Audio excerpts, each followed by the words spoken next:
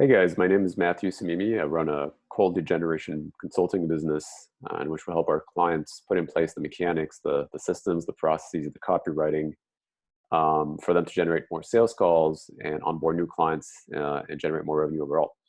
I'm in the process of documenting the tips, the tricks, the strategies around cold lead generation that have both succeeded and failed the last couple of years for you guys, for the entire world to learn from. So in today's video, I want to share the various characteristics of effective call to action questions. So how to craft a question that gets a reply. A lot of prospects, a lot of business owners I speak to come to me and ask me, why do I not get replies to my messages? And so let's have a little sort of deeper look at call to actions. So the first characteristic that I believe is important is that your question should be short and to the point. So it should take about half a second to read, and it should be very obvious what you're asking your prospects.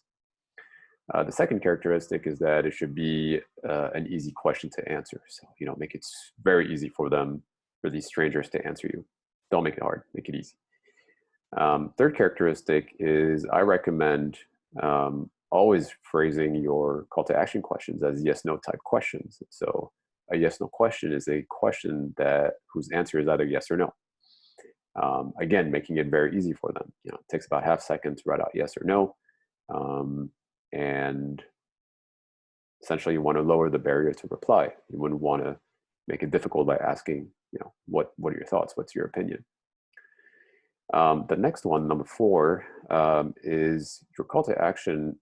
Try to avoid making your question around setting an appointment time to speak, or you want to avoid a call to action being around timing, but rather you want it to be around information. So what does that mean? So I would avoid all call to actions like, what's the best time to reach you? And the reason for that is because if a stranger asks me what's the best time to reach me, well, never, I don't know you, right? Also, I don't know what my calendar looks like in the next 24 hours, and it would require me to pull up my calendar to check it out and then kind of sift through the various time slots that I have, and I'm not going to do that for a stranger. So I would really avoid asking questions around timing. Instead, I would ask questions around information. Does it make sense to send more information? Does it make sense to explore further? Because that is timeless, though it's very simple and very sort of intuitive for anyone to know whether they need more information about a specific topic that they've been thinking about for the last couple of months, and that's proving it to be an issue in their business. And so a question like, would it make sense to explore further, i.e. about this particular topic, makes sense for you? So again, yes, no, easy, to the point, and does not require them to check the calendar. The next characteristic is that I think all call to action should be placed at the very end of the direct message. There shouldn't be anything in between. The last thing that they read should be the question. You shouldn't have the question, a little bit of a paragraph, and then your name. It should be whatever you want to say, call to action, question, and sign your name.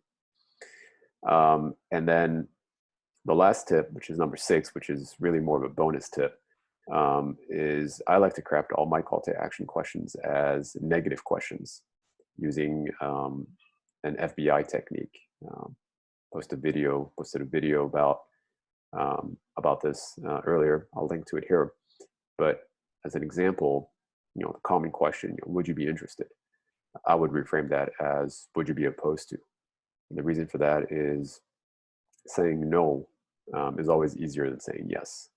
So would you be opposed to exploring further? No, I wouldn't be opposed. It's much easier to say no rather than yes. So that's it for today. A couple of tips there to help you craft your call to actions to put you in the best position to get as many replies as possible. For more free tips and content around cold lead generation, I invite you to visit our blog at unsubscribe-plays.com. If you have any comment or questions, be happy to have a look, leave them below.